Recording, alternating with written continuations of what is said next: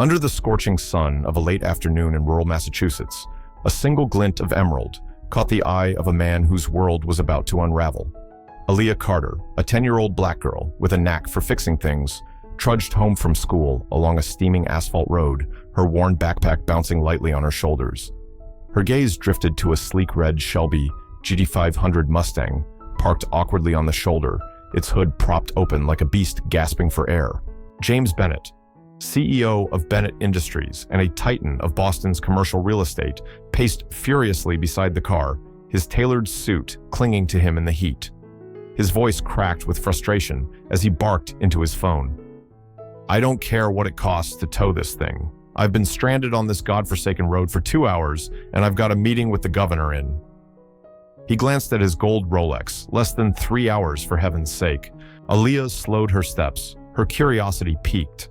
Her Aunt Vanessa had always warned her about strangers, especially those who looked as out of place as this man did in her quiet, predominantly black community, 2 hours from Boston's gleaming skyscrapers. But there was something about his desperation, raw, almost vulnerable, that made her pause. Adjusting the weight of her backpack, which held not just her schoolbooks, but a small toolkit from her Uncle Marcus, a mechanic who believed everyone should know an engine's basics, she made up her mind. "Excuse me, sir," Aaliyah called out, her voice steady as she approached. "Need some help with your car?"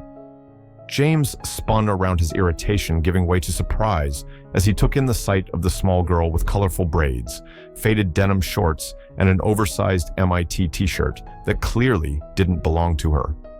A condescending smile tugged at his lips. "That's kind of you, sweetheart, but this is a high-performance vehicle. I need a real mechanic." Aaliyah shrugged, unfazed, and stepped closer to peer under the hood. "My uncle runs a garage and has been teaching me about cars since I could toddle. I can at least take a look." Before James could object, she dropped her backpack with a soft thud and leaned over the engine, her movements surprisingly confident. "When did the trouble start?" she asked, her tone all business. James sighed, realizing he had little to lose. "It started overheating about 40 minutes ago, then just quit. Smelled something sweet like syrup." Aaliyah's eyes lit up. "Cooling system," she said, pointing to a small puddle under the car that James hadn't noticed. "You're leaking coolant. That's why it overheated." As she spoke, James watched her with growing curiosity. There was something oddly familiar about the way she furrowed her brow in concentration, her sharp eyes scanning the engine with precision. "What's your name?" he asked abruptly. "Aaliyah Carter," she replied, extending a grease-streaked hand. He shook it hesitantly. "James Bennett." "Nice to meet you, Mr. Bennett," she said, already pulling a small metal case from her backpack. "Uncle Marcus makes me carry an emergency kit. Never know when someone's stuck on the road." With practiced efficiency, she located the leak in the radiator hose and applied a special tape. "This'll hold till you get to town, but you'll need to add water for the lost coolant." It was then, as Aaliyah brushed a braid from her face, that James caught sight of it, a ring with an emerald green stone, set in antique gold, held on her small finger, with thread to keep it from slipping. His breath caught. The sun glinted off the stone, revealing a faint crescent-shaped flaw he'd recognize anywhere. 12 years ago, he'd given that very ring to a little girl at an orphanage called Bright Futures, just days before it mysteriously shut down. The emerald ring on Aaliyah Carter's finger seemed to pulse with secrets, its faint crescent flaw glinting like a whispered warning from the past. As James Bennett drove her home in his now purring Mustang, his mind churned with questions he couldn't voice. The 10-year-old girl beside him, with her easy confidence and grease-stained hands, had unwittingly opened a door to a chapter of his life he'd long buried, a chapter tied to the Bright Futures orphanage and a promise he'd failed to keep. Aaliyah, oblivious to the storm brewing in James's thoughts, chatted lightly about her life. "I live with my Aunt Vanessa and Uncle Marcus," she said, her voice soft but steady. "They took me in after my mom, my adoptive mom, Sarah, passed away last year." A shadow crossed her face and she twirled the ring absent-mindedly. She said this ring was a symbol of a promise, but she never told me what it meant. James's grip tightened on the steering wheel, his voice carefully casual. "That's a beautiful ring." "Do you know where Sarah got it?" Aaliyah shrugged. "She just said it belonged to someone special, and that one day I'd understand. She didn't talk much about the past." The mention of bright futures came almost as an afterthought. I know I was adopted from an orphanage called Bright Futures when I was 3, Aaliyah said, her brow furrowing, as if trying to piece together a puzzle. It closed down right after. That's all I know. James nearly swerved, his heart pounding. Bright futures. You're sure? He asked, his tone sharper than intended. Aaliyah nodded, curious. Yeah, why do you know it? He forced a smile, his mind racing. I heard of it a long time ago. As they pulled up to a modest, well-kept house, Aaliyah thanked him and hopped out, but not before James pressed a business card into her hand. Aaliyah, if you ever need anything at all, call me. She gave him a curious look, tucked the card into her pocket, and ran toward the house, the emerald ring catching the fading sunlight. James sat in the car, watching her disappear inside his hands, trembling as he dialed his private investigator, Ethan Brooks. I need you to dig into Bright Futures Orphanage, he said, his voice low. Everything you can find, records, closures, adoptions, and look into a girl named Aaliyah Carter. Back at the house, Aaliyah's uncle Marcus noticed her distracted expression as she set her backpack down in their small workshop, a haven of organized tools and the comforting scent of oil. Something on your mind, kiddo? He asked, wiping his hands on a rag. Aaliyah hesitated, then pulled out James's card. I helped a man fix his car today. Rich guy named James Bennett. He got weird when he saw my ring. Marcus's face tightened, and he exchanged a glance with Vanessa, who appeared at the workshop door. What kind of weird? Vanessa asked, her voice tense. Aaliyah recounted the encounter, and Marcus's jaw clenched when she mentioned Bright Futures. Aaliyah, honey. Vanessa said, kneeling to meet her niece's eyes, you remember we promised to tell you the truth about Sarah when you were older. I think that time's come. That night, in the soft glow of the living room, Vanessa and Marcus revealed a story Aaliyah had only glimpsed in fragments. Sarah, a nurse at Bright Futures, had taken Aaliyah and fled when the orphanage abruptly closed under suspicious circumstances. They'd lived on the run for years, changing names, always looking over their shoulders. Your mom left something for you, Vanessa said, handing Aaliyah a yellowed envelope. She made us swear to give it to you only if someone from the Bennett family showed up. With trembling hands, Aaliyah opened the letter and began to read, My dear Aaliyah. If you're reading this, someone has found you. There are things you need to know. Meanwhile, in his sleek Boston penthouse, James pored over the first batch of files Ethan had sent. His father, Richard Bennett, had orchestrated the purchase of Bright Futures land for a fraction of its value, citing financial irregularities. The timing was no coincidence. James had been named CEO of Bennett Industries shortly after. Among the documents, one name stood out, Aaliyah Carter, circled in red with a note, special case, contact RB.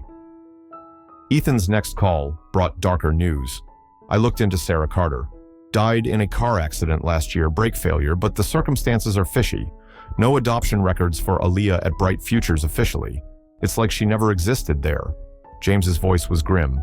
Find out everything you can about her current family, and keep digging into Bright Futures. Unbeknownst to Aaliyah, the ring on her finger was no mere heirloom. It was a key to a truth that tied her to a billion-dollar empire, a vanished orphanage, and a secret that Richard Bennett would kill to protect. The air in Boston crackled with secrets, ready to ignite, and Aaliyah Carter's emerald ring held the spark. In the days following her encounter with James Bennett, the 10-year-old girl pored over her adoptive mother, Sarah's letter, its words unraveling a chilling truth. Bright Futures wasn't just an orphanage, it was a testing ground for children with extraordinary talents, and Aaliyah's knack for fixing machines had marked her as a target. Meanwhile, James, haunted by the ring, and his father's shadowed legacy, dug deeper into Bennett Industries' past, uncovering a web of corruption that threatened to consume everything he'd built. James's private investigator, Ethan Brooks, delivered a bombshell. Bright Futures was part of something called Project Aurora, Ethan said over a secure line. A secret program to identify kids with unique cognitive abilities, mechanical intuition pattern, recognition, you name it. Your father, Richard Bennett, ran it. Aaliyah Carter was labeled Project 17. There's evidence of unauthorized experiments, falsified adoption records, even accidents to silence whistleblowers like Sarah Carter's crash. James's stomach churned. What about Aaliyah's records? Ethan's voice was grim. missing. Officially, she was never at Bright Futures. At the same time, Aaliyah worked in her Uncle Marcus's workshop, the familiar hum of tools grounding her as she processed Sarah's letter. It hinted at a hidden device in her ring, a safeguard Sarah had left behind. With Marcus's help, Aaliyah carefully turned the emerald stone, revealing a tiny compartment containing a microchip. This could be a storage device, Marcus said, his voice tense. We need to see what's on it. They contacted Daniel Foster, a Boston Globe reporter who'd been sniffing around Bright Futures for years, chasing rumors of corporate misconduct. Daniel's analysis of the chip was staggering. It held backup records from Bright Futures, including audio of Richard Bennett meeting with military contractors, discussing how to harness children like Aaliyah for strategic applications, think weapons systems, cybersecurity, or industrial patents. This is dynamite, Daniel said, his eyes wide. But to use it, we need to go public fast. James, meanwhile, sifted through Project Aurora's files in his office, his unease growing. The documents detailed 48 children tested and exploited their talents, turned into profit for Bennett Industries. One file described Aaliyah's ability to intuitively diagnose and repair complex systems as having significant military potential. Worse, he found a video from 12 years ago, Sarah, then a nurse, fleeing Bright Futures with a toddler Aaliyah in her arms, while Richard ordered security to find her at all costs. 3 staff members, including Sarah's brother, died in suspicious accidents weeks later. The turning point came when Daniel reached out to James, revealing he was working with Aaliyah and had evidence that could topple Bennett Industries. Torn between loyalty to his family and the truth, James made a choice. He contacted federal prosecutor Emily Larson, offering full cooperation in exchange for immunity. I want to end this, he told her. All of it. The confrontation unfolded in the gleaming boardroom of Bennett Industries, where Richard Bennett had called an emergency meeting, his face a mask of controlled fury. Where's my son? He demanded, slamming a fist on the glass table. As if on cue, the double doors swung open and James entered, calm but resolute, accompanied by Emily Larson. Sorry I'm late, Dad, he said, his voice steady. Emily has some questions about Project Aurora. Richard's face paled. Project Aurora was a name never spoken aloud, a secret buried beneath layers of corporate power. What the hell are you doing? He hissed. James connected his laptop to the boardroom screen, and the room darkened as documents, photos, and videos flashed to life records of Bright Futures and 4 other shuttered institutions, all tied to Aurora. This is the truth about what you've done, James said. Experiments on kids, bribes to cover it up, lives destroyed. The doors opened again, and Aaliyah walked in, flanked by Marcus and Daniel, who carried a live streaming camera. Her small frame belied the weight of her presence. Aaliyah, James said softly, "You didn't have to come." She met his gaze, unflinching. "Yes, I did. Sarah always said I'd have to face the men who made us run." Richard's eyes locked on Aaliyah, a cold smile curling his lips. "So you're the prodigious Project 17. Smaller than I expected." Aaliyah's voice was steady, her words cutting. "And you're the man who killed my mom." Her brakes didn't fail by accident, did they? Richard chuckled, regaining his composure. "Prove it. One call and this all vanishes." Aaliyah reached into her backpack and pulled out the emerald ring. With deft fingers, she opened its secret compartment, revealing the microchip. "Sarah was smarter than you thought," she said. "This has everything: your meetings, your plans to use kids like me for profit." Daniel stepped forward, his camera rolling. "This is live to our studio and social media.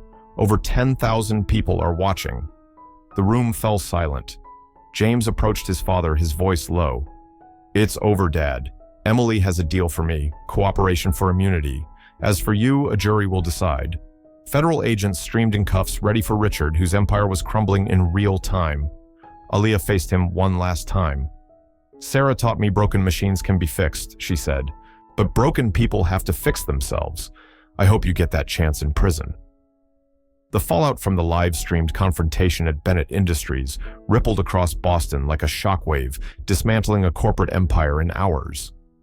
Richard Bennett, once an untouchable titan, was led away in handcuffs, his icy composure shattered as federal agents escorted him from the boardroom.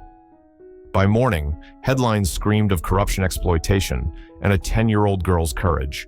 Aaliyah Carter's emerald ring, once a quiet keepsake, had become a symbol of truth, its secrets toppling a dynasty. In the days that followed, Bennett Industries unraveled. Stock prices plummeted as investors fled, and federal investigations peeled back decades of unethical practices, unauthorized experiments on children, falsified records, and systematic bribery. The gleaming skyscrapers bearing the Bennett name stood as hollow monuments to a legacy stained by greed. James Bennett, who had traded his father's empire for justice, watched it all with a complex mix of relief and regret. He'd lost his inheritance, his family's name, but in the ashes of that loss, he found something he hadn't known: he was missing purpose. James made a radical decision. He liquidated his personal fortune, hundreds of millions in assets, and founded the Aurora Initiative, a nonprofit dedicated to nurturing talented children from marginalized communities. The initiative's headquarters rose on the very land where Bright Futures Orphanage once stood, now transformed into the Carter Center for Young Innovators. The sprawling complex of labs, workshops, and classrooms was a testament to a new kind of legacy, one built on opportunity rather than exploitation. 5 years later, Aaliyah Carter, now 15, walked through the Carter Center's bustling halls, her eyes as sharp as ever, scanning for flaws in the intricate systems around her. Her knack for fixing machines had blossomed into a prodigious talent for invention, with 3 patents already to her name and offers from Harvard, MIT, and Stanford vying for her future. She led a team of young engineers, her colorful braids swaying as she pointed out a glitch in the center's east wing sensors. "We'll need to recalibrate these by tomorrow," she said, her voice carrying the quiet authority of someone who'd faced giants and won. The Carter Center was more than a workplace for Aaliyah. It was a home, a place where her adoptive mother, Sarah's lessons about fixing broken things lived on. Uncle Marcus, now the center's head of engineering, beamed with pride as he watched her work. "Harvard's begging for her, but I think she's got bigger plans," he told a group of investors who nodded impressed. Aunt Vanessa, who managed the center's community outreach, often said Aaliyah was proof that talent could thrive when given room to grow. James, no longer the polished CEO in a tailored suit, wore jeans and a button-down as he met with those same investors. The Aurora Initiative had identified 23 children with exceptional talents in its latest quarter alone, each offered full scholarships and mentorship with no strings attached. "We're not here to profit," James explained, his voice earnest. "We're here to give kids like Aaliyah the chance I never gave her 12 years ago." His transformation stunned former Bennett Industries executives who'd known him as Richard's heir, not a man dedicated to repairing the damage his family caused. A letter arrived one spring morning, its sender unexpected: Aaliyah Bennett, Richard's daughter, who had renounced her family name after the scandal and now worked as a federal prosecutor. "Thanks to your testimony and the evidence from the ring, we've uncovered 5 more orphanages tied to programs like Bright Futures," the letter read. "We've identified and protected 37 children, some with talents like yours. When you're ready, they'd love to meet you." Aaliyah read the words to James, Marcus, and Vanessa, a quiet sense of closure settling over them. What began as a chance roadside repair had sparked a movement saving lives and rewriting futures. The Carter Center's walls displayed the story that had changed everything: photos of Bright Futures newspaper clippings chronicling Bennett Industries' collapse, and a headline that still echoed Empire Falls after teens' revelations. Aaliyah's ring, no longer a secret, but a beacon, glinted on her finger as she worked a reminder that truth could rebuild what greed had broken. On a radiant spring evening, the Carter Center for Young Innovators glowed under a sky streaked with pink and gold, its halls alive with the hum of dreams taking shape. 5 years had passed since Aaliyah Carter, a 10-year-old with a wrench and an emerald ring, exposed the dark heart of Bennett Industries. Now at 15, she stood at the heart of a new legacy, one built not on exploitation, but on the belief that every talent deserves to flourish. As the center prepared for its first major graduation ceremony, Aaliyah twirled her ring, once a key to secrets, now a symbol of transformation, and readied herself to address a crowd of peers, mentors, and visionaries. The ceremony marked a milestone. 12 young people from underserved communities had completed the center's rigorous 2-year program, each clutching job offers or college scholarships from top institutions. Aaliyah, too young to graduate, but already a mentor to her older peers, took the stage, her presence commanding, despite her small frame. When I was 10, she began, her voice clear and steady. I fixed a stranger's car on a dusty road outside Boston. She paused, smiling as the audience leaned in. That small act of helping someone, James Bennett, unraveled a web of lies, but also built a path to something better. From the back of the auditorium, James listened, his eyes glistening. The former heir to a tainted empire had poured his fortune and heart into the Aurora Initiative, and Aaliyah's words stirred a quiet pride. She had dismantled his old world, yes, but in its place, she'd given him a purpose no wealth could buy. My adoptive mom, Sarah, used to say, "Broken machines can be fixed," Aaliyah continued, "but broken systems need to be redesigned from the ground up. That's what we're doing here, not just patching up the past, but creating a future where every kid gets a fair shot." Across town, in the gray confines of a medium-security federal prison, Richard Bennett stared at the blank walls of his cell. The tycoon who once bent Boston to his will now sat, abandoned. His fortune seized his name, a byword for disgrace. He refuses any rehabilitation programs, a guard remarked. Still thinks he'll walk out and rebuild it all. Richard's arrogance, once his strength, had become a hollow echo, a man clinging to a power that would never return. Back at the Carter Center, the graduation ceremony buzzed with hope. A new sign was unveiled at the entrance: "Every talent deserves to flourish. Every child deserves freedom." It was a promise etched into the very ground where bright futures once stood, a vow to never repeat the sins of the past. Aaliyah's uncle Marcus, now a cornerstone of the center's engineering program, watched with pride as she mingled with graduates. "She's got Harvard and MIT fighting over her," he told a colleague, "but I think she's already building her own empire, one that lifts others up." The next morning, Aaliyah received a letter that deepened the story's impact. It was from Aaliyah Bennett, Richard's daughter, now a federal prosecutor who had severed ties with her family's legacy. "Your evidence has led us to 5 more orphanages with programs like Bright Futures," she wrote. "We've protected 37 children, some with gifts like yours. They'd love to meet you when you're ready." Aaliyah shared the letter with James, Marcus, and Vanessa, the weight of their journey settling into a shared sense of triumph. A roadside repair had become a quiet revolution, reshaping a system that once thrived on the vulnerable. James looked out at the center's gardens, where children laughed and tinkered with projects free from the shadows that had nearly defined Aaliyah's life. "You know what's ironic?" he said, a wry smile breaking through. "Richard always said he was building a legacy. He did, just not the one he planned." Aaliyah nodded, her gaze on the horizon. "Real power isn't in money or buildings," she said. "It's in changing lives." The Carter Center stood as proof of that truth, a beacon for a world learning to value talent in unlikely places. As the sun dipped below the skyline, casting a warm glow over the sign at the entrance, Aaliyah's ring caught the light, a reminder that small acts of courage could redesign not just machines, but the very systems that shape the future. The Carter Center for Young Innovators pulsed with life, its workshops humming with the clatter of tools and the spark of ideas. A year after its first graduation, the center had become a beacon for communities across Massachusetts, drawing curious minds from forgotten corners of the state.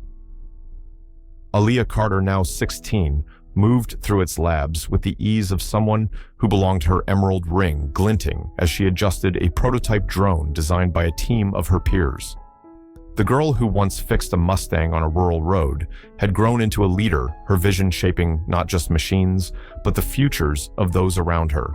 Aaliyah's days were a whirlwind of mentoring younger students, filing her 4th patent, a sensor system for renewable energy grids, and fielding calls from universities eager to claim her. Yet she remained grounded, her roots in her Aunt Vanessa and Uncle Marcus's modest home, never far from her heart. "You're changing the game, kid," Marcus said one evening, watching her tweak a circuit board in their workshop. "But don't let all this noise make you forget who you are." Aaliyah smiled, twirling her ring. "Sarah taught me that fixing things starts with staying true to yourself. I'm not going anywhere." James Bennett, too, had found his place at the center, though his role was quieter now. No longer the face of a corporate empire, he worked behind the scenes, securing grants and partnerships for the Aurora Initiative.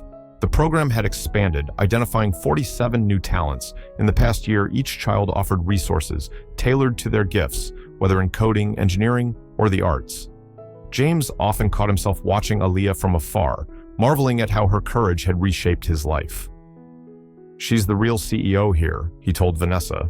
During a planning meeting, his voice tinged with awe. "I'm just following her lead." The center's impact rippled outward. A local school district inspired by Aaliyah's story partnered with the center to launch STEM programs for underserved students. National media began covering the Carter model, praising its focus on equity and innovation. One afternoon, Aaliyah received a visit from Aaliyah Bennett, the former heiress turned prosecutor who brought 3 of the 37 children rescued from programs like Bright Futures. "This is Malik Sophia," and Jade and Olivia introduced, gesturing to the shy trio. "They've got talents like yours. Malik's a math prodigy. Sophia designs circuits in her sleep, and Jaden can predict weather patterns with uncanny accuracy."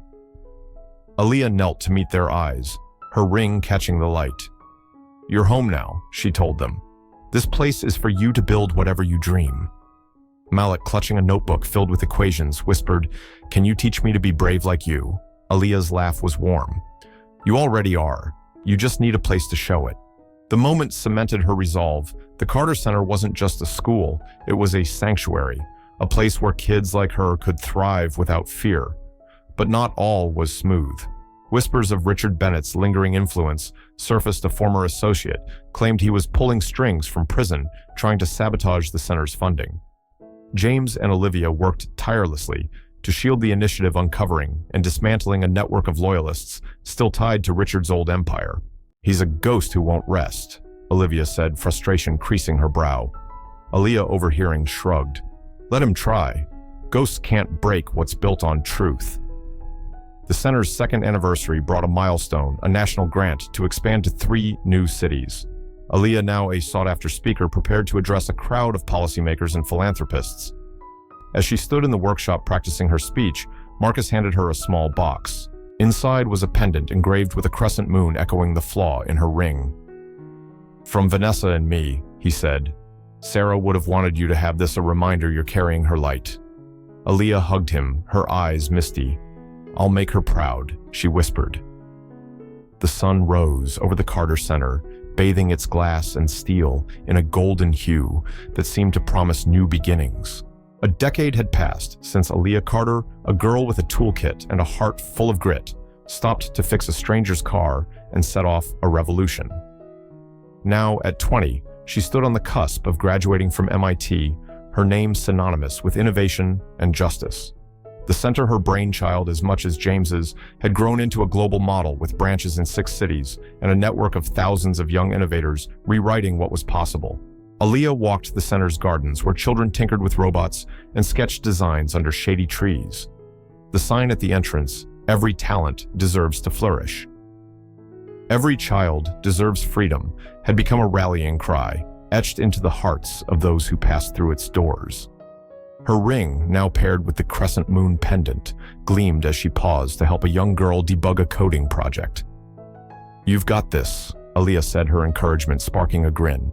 Moments like these were her true legacy, small acts of kindness that echoed the one that changed her life. James, now a graying advocate for equitable education, watched from a nearby bench, a stack of grant proposals in his lap. The Aurora Initiative had transformed countless lives, but he knew its roots lay in Aaliyah's courage. "I was supposed to save her," he'd once told Vanessa, reflecting on that fateful roadside meeting. "Turns out, she saved me." Vanessa, now a regional director for the center, had nodded. "She saved us all." Richard Bennett's shadow had faded. In his prison cell, he remained a relic, his schemes unraveling as former allies turned against him. A recent expose sparked by Olivia's investigations revealed the full scope of his crimes, ensuring he'd never see freedom again. His name, once carved into Boston's skyline, was erased, replaced by the Carter Center's rising star. "He built a legacy all right," Olivia said during a visit, her voice dry, a cautionary tale. The center's 10th anniversary brought a global summit with Aaliyah as the keynote speaker. Before a crowd of thousands of policymakers, educators, and young innovators, she held up her ring, its emerald, catching the stage lights. "This ring was once a secret, a burden," she said. "Now it's a reminder that truth can rebuild what lies destroy." "My mom, Sarah, believed in fixing broken things. We're here to fix broken systems, to build a world where every child's gift is a treasure, not a target." The applause was deafening, but Aaliyah's gaze, found James, Marcus, Vanessa, and the children from the center in the front row, her family, her home. Later, as fireworks lit the night sky, she stood with Malik, Sophia, and Jaden, now thriving teens with their own dreams. "You started this," Malik said, his notebook, now a published research paper. Aaliyah shook her head. "We started this, together." The story that began with a girl, a car, and a ring had become a movement, a testament to the power of small acts and steadfast hearts. The Carter Center's promise lived on not in steel or stone, but in the lives it touched, the futures it freed. As Aaliyah looked out at the sparkling Boston skyline, she knew Sarah was watching her light shining through every child who dared to dream.